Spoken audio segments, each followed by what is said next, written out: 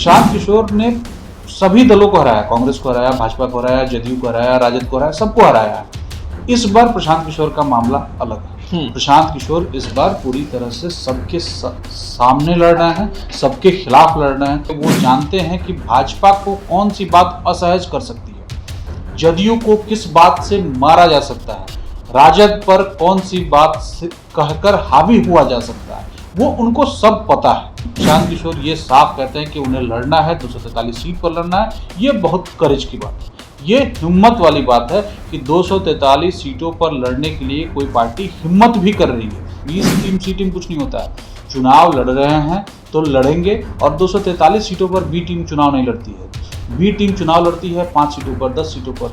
जाहिर सी बात है प्रशांत किशोर का राजनीति में उतरना ना भाजपा को पसंद आएगा, ना राजद को आएगा, ना जदयू को आएगा, ना लेफ्ट को आएगा, किसी को नहीं आएगा, कांग्रेस को भी नहीं आएगा। देखिए, बिहार में बिहार विधानसभा चुनाव, अब चुनाव है तो नीतीश तेजस्वी भी लगे हुए हैं, लेकिन केंद्र के नेताओं को भी यहाँ पर चिंता सता रही। राहुल गांधी बिहार दौरे पर लगातार आ रहे हैं, तो नरेंद्र मोदी कल 18 जो तारीख है उस दिन प्रधानमंत्री नरेंद्र मोदी का बिहार दौरा है और लगातार दौरे पे दौरा हो रहा है। तो कहीं ना कहीं इन दोनों को मात दिए थे कुछ दिनों पहले प्रशांत किशोर। हम इसलिए बोल रहे हैं कि 2014 में जिस तरीके से नीतीश कुमार और प्रधानमंत्री नरेंद्र मोदी को 2015 में बिहार विधानसभा चुनाव में पटकनी दी, तो वहीं 2014 में नीतीश कुमार को। अब बिहार में सीधी लड़ाई में जो है प्रशांत किशोर उतर चुके हैं। इन कैसे पटकनी दी है, इन तमाम चीज़ों पर चर्चा करने के लिए हमारे साथ हमारे संपादक पवन प्रकाश जी हैं। जनता ये जानना चाहती है कि पहले तो प्रशांत किशोर पर्दे के पीछे से रणनीति तैयार करते थे, अब पर्दे के फ्रंट पर हैं। 2014-15 में जो कमाल दिखाया, तो क्या इस बार वो कमाल दिखा पाएंगे? बिल्कुल नीतीश, ये निखिल जो आप कह रहे हैं वो बिल्कुल सही है कि प्रशांत किशोर ने नरेंद्र मोदी को जिताया भी है, नरेंद्र मोदी को हराया भी है। प्रशांत किशोर ने नीतीश कुमार को जिताया भी है, नीतीश कुमार को हराया भी है।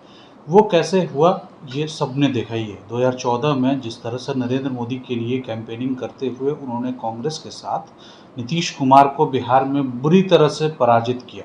अगर कांग्रेस 50 सीटों पर आ गई थी तो नीतीश कुमार भी बिहार में लोकसभा सीटों के मतलब मामले में 2 सीट पर सिर्फ जीत सके थे। नीतीश कुमार को उस हार से इतनी शर्मिंदगी हुई थी कि उन्होंने अपना मुख्यमंत्री पद छोड़ दिया था, छोड़कर जीतन राम मांझी को, उनकी कैबिनेट के मंत्री थे, और उन्हें मुख्यमंत्री की कुर्सी दे दी थी। चीज़ें बाद में बदली और प्रशांत किशोर का मन बदला, नरेंद्र मोदी से उनकी दोस्ती दुश्मनी में बदली, नीतीश कुमार से दुश्मनी उनकी दोस्ती में बदली, और 2015 का चुनाव आता है और वो नरेंद्र मोदी को हरा देते हैं।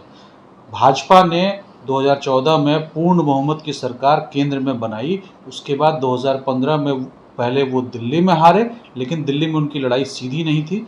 बिहार में उनकी लड़ाई सीधी हुई और वो बुरी तरह से हारे। भाजपा सिर्फ 52 सीटों पर सिमट गई थी, अधिकतर शहरी इलाके। उसके अलावा भाजपा का नामो निशान मिट गया। कई जिले में भाजपा का जो प्रदर्शन था वो इस कदर खराब था कि उन्हें उन जिलों में कोई भी विधानसभा की सीट नहीं मिली। ऐसी ही बुरी हार के बाद नीतीश कुमार को जीत हासिल हुई थी, जिसके रणनीतिकार सूत्रधार प्रशांत किशोर थे। लेकिन प्रशांत किशोर ने सभी दलों को हराया, कांग्रेस को हराया, भाजपा को हराया, जदयू को हराया, राजद को हराया, सबको हराया है।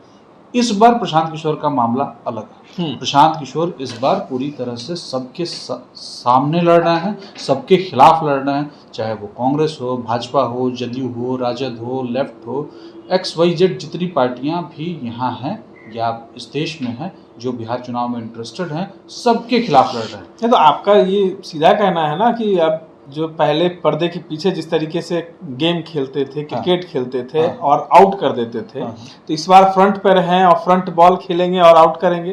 तो आउट करने के लिए ही हुए हैं। आउट होंगे कि नहीं होंगे ये तो चुनाव में पता चलेगा, लेकिन वो आउट करने ही आए हैं, क्योंकि उनको पता है कि सामने वाला बैट्समैन जो है वो ऑफ में खेल पाता है कि नहीं, लेग में खेल पाता है कि नहीं, उसको बाउंसर पर कैसे बिहेव करता है, यॉर्कर पे कैसे बिहेव करता है, वो सारा गुना गणित उनके दिमाग में है। 10 सालों की उनकी जो पूरी कार्यशैली रही है, जो उनका पूरा काम रहा है, इस नतीजे पे वो जानते हैं कि भाजपा को कौन सी बात असहज कर सकती है, जदयू को किस बात से मारा जा सकता है, राजद पर कौन सी बात से कहकर हावी हुआ जा सकता है, वो उनको सब पता है। पता होने और आगे एग्जीक्यूट करने दोनों में अंतर हो सकता है। ये अभी कागजी तौर पे जो आप कह लें कि नहीं, पर्दे के पीछे की राजनीति अलग होती है, पर्दे के सामने आकर राजनीति अलग होती है, चुनावी राजनीति अलग होती है, चुनाव लड़ना अलग होता है, चुनाव लड़वाना अलग होता है, ये सब कहने की बातें हैं। इस दुनिया में ऐसी स्थितियां रही हैं जब चुनाव लड़वाने वाले आकर चुनाव जीते हैं। ये बहुत असंभव वाली चीज़ नहीं है। और अभी तो मौका ही वही चल रहा है कि जो भी चुनाव लड़वाते थे कल तक, अब लड़ने आ रहे हैं। चाहे वो भारत हो या अमेरिका हो, इलन मस्क नई पार्टी बना रहे हैं, प्रशांत किशोर ने नई पार्टी बना ली है। ये लोग बैकस्टेज वर्कर थे। इलन मस्क ने डोनाल्ड ट्रंप के लिए कैंपेन किया, अपने एक्स को पूरी तरह से झोंक दिया उनके प्रचार के लिए।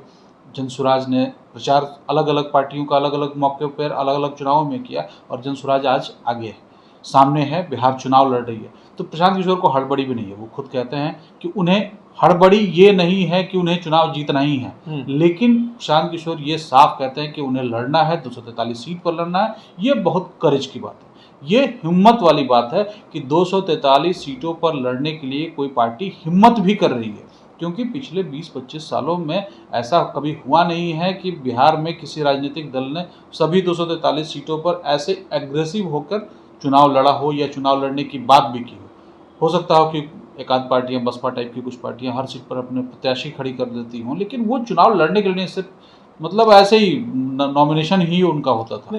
कई लोग जो है हमारी जनता जानना चाहती है, उन लोगों के मनों में असमंजस की स्थिति बनी हुई है, क्योंकि जिस तरीके से प्रशांत किशोर पे आरोप लगता है कि वो भाजपा की बी टीम है, भाजपा को कहीं ना कहीं चुनाव में फायदा पहुंचाएगी, तमाम चीज़ों का आरोप जो है वो लग रहा है भाजपा से रिलेट होके। तो क्या लगता है, आपने तो कहा कि मोदी को भी हराया है, तो लेकिन फिर भाजपा की बी टीम कैसे है? नहीं, भाजपा की बी टीम और सी टीम की बात नहीं है। भाजपा की ये बी टीम वाला कॉन्सेप्ट कुछ नहीं होता है। जब आपको याद होगा 2013 में, 12 में और 13 में जब अरविंद केजरीवाल की आम आदमी पार्टी का गठन हो रहा था, उसकी प्रक्रिया चल रही थी, वो आंदोलन, अन्ना का आंदोलन चल रहा था, तब लोग कह रहे थे कि वो भाजपा की टीम है। बाद में कहने लगे वो कांग्रेस की बी टीम बन गई। तो क्या कांग्रेस और भाजपा की बी टीम थोड़े ना वो बनी? अरविंद केजरीवाल की पॉलिटिक्स ने दोनों को पछाड़ा, भाजपा को भी पछाड़ा, कांग्रेस को भी पछाड़ा। कांग्रेस को तो 0 पर ला दिया, भाजपा को भी 3 सीटों तक ला दिया था, यानी कि लगभग 0 ही थे। तो कहने का मतलब ये है कि 20 टीम सी टीम कुछ नहीं होता है। चुनाव लड़ रहे हैं तो लड़ेंगे, और 243 सीटों पर बी टीम चुनाव नहीं लड़ती है। बी टीम चुनाव लड़ती है 5 सीटों पर, 10 सीटों पर, अपने जो साथी दल जिसके मन में उसके प्रति श्रद्धा है उसे फायदा पहुंचाने के लिए। तो बी टीम 243 सीटों पर नहीं लड़ती है। दूसरा सबसे बड़ा पॉइंट ये है कि प्रशांत किशोर की जो जनसुराज है वो नुकसान करेगी विधायकों का कि यानी कि जो विधायक 2020 में बने हैं उनके खिलाफ वो चुनाव लड़ रहे हैं। अगर 2020 में लड़े हुए 243 में से 150 अपनी टिकट, अपने जो सीट पे वो चुनाव लड़ते हैं, चाहे वो किसी भी पार्टी से लड़े, तो प्रशांत किशोर की पहली लड़ाई उन्हीं से होगी। उसमें ज़्यादातर भाजपा के होंगे, ज़्यादातर जदयू के होंगे, ज़्यादातर आरजेडी के होंगे। लेकिन भाजपा और जदयू को जैसे ही हम मिलाएंगे तो वो संख्या जो है वो राजद, कांग्रेस और लेफ्ट से विधायकों से अधिक हो जाती है, क्योंकि भाजपा और जदयू ही सरकार में है। मांझी के साथ, जीतन राम मांझी की पार्टी के साथ वो सरकार में है। 3 पार्टियों की सरकार है और 1 निर्दलीय विधायक है।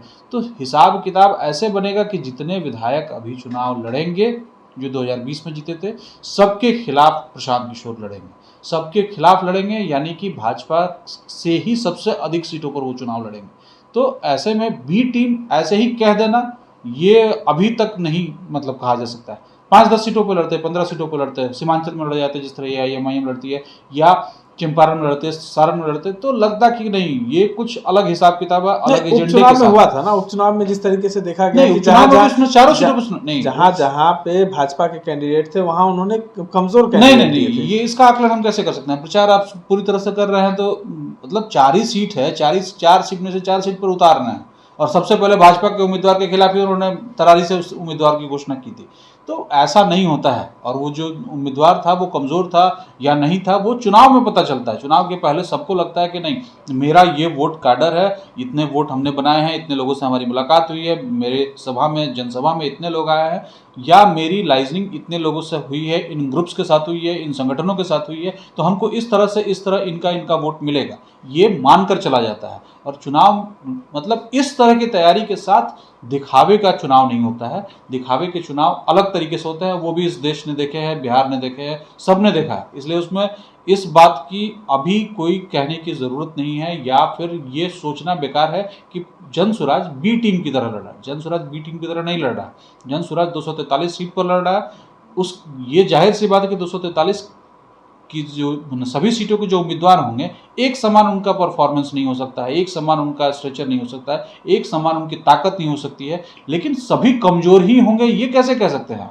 ये कहना अभी संभव नहीं है। और जाहिर सी बात है, प्रशांत किशोर का राजनीति में उतरना ना भाजपा को पसंद आएगा, ना राजद को आएगा, ना जदयू को आएगा, ना लेफ्ट को आएगा, किसी को नहीं आएगा, कांग्रेस को भी नहीं आएगा।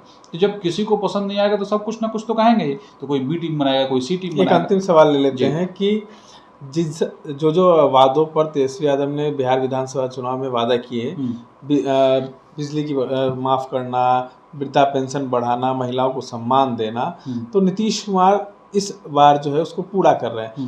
कारण क्या प्रशांत किशोर भी हैं? क्योंकि प्रशांत किशोर ने भी इस पर दबाव बनाए रखा है। दो दलों का दबाव जो है नीतीश कुमार पे बना हुआ है। क्या लगता है नीतीश कुमार, प्रशांत किशोर का भी प्रभाव जो है काफ़ी हावी पड़ रहा है? देखिए, नीतीश सरकार के लिए अभी जो स्थिति है बहुत हास्यास्पद हो चुकी है। नीतीश कुमार की जो सरकार है वो अपने फैसलों को लेकर किस कदर कंफ्यूज्ड है, क्या करे क्या नहीं करे उसे कुछ समझ में नहीं आ रहा।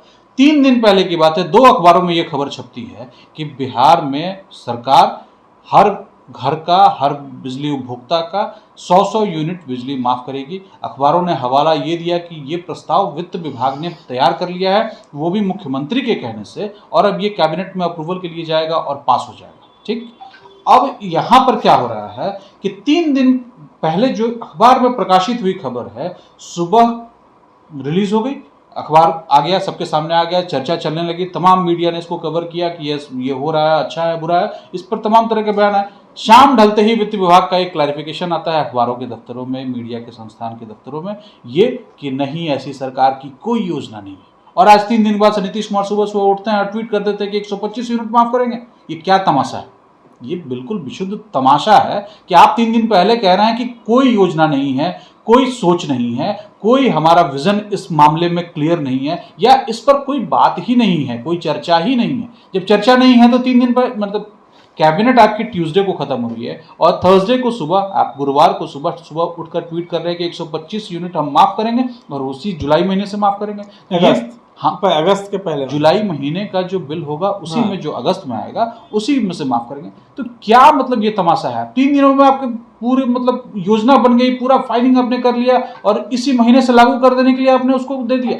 ये मतलब बिल्कुल, ये सरकार इस कदर कंफ्यूज हो सकती है, ये अभी हाल के दिनों में किसी ने नहीं सोचा था। डरे हुए हम तो ये डर है, 2 विकल्प बिहार में आ चुके हैं, हमको डर है, बदहवासी है, सब कुछ है। आप इस तरह के जितने जुमले इनके लिए गढ़ दीजिए, वो इस समय क्लियर है। आपको करना था 100 नहीं था, 125 की बात थी, आप कह देते कि नहीं 100 की बात गलत है, अखबारों ने गलत छाप दी है, 125 की। तो आप खंडन कर रहे हैं कि नहीं 100 का तो कहीं कोई चर्चा ही नहीं है, बिजली हम फ्री नहीं दे रहे हैं, ऐसा कुछ नहीं। और 3 दिन बाद से मुख्यमंत्री सुबह उठते हैं, उसके बाद 125 यूनिट फ्री करने का ट्वीट कर देते हैं। तमाशा है, बिल्कुल बदहवासी है, डर है, और डर के कारण ये सारे फैसले हो रहे हैं। चलिए, डर है, और सिर्फ डर नीतीश कुमार को नहीं, नरेंद्र मोदी को भी है, और राहुल गांधी को भी है, तेजस्वी यादव को भी है। देखिए, तीसरा विकल्प बनकर प्रशांत किशोर बिहार में आए थे। तमाम चर्चाओं को आप सुन रहे थे। इस तरह के तमाम अपडेट्स के लिए बने रहे इनसाइडर लाइव के साथ। धन्यवाद।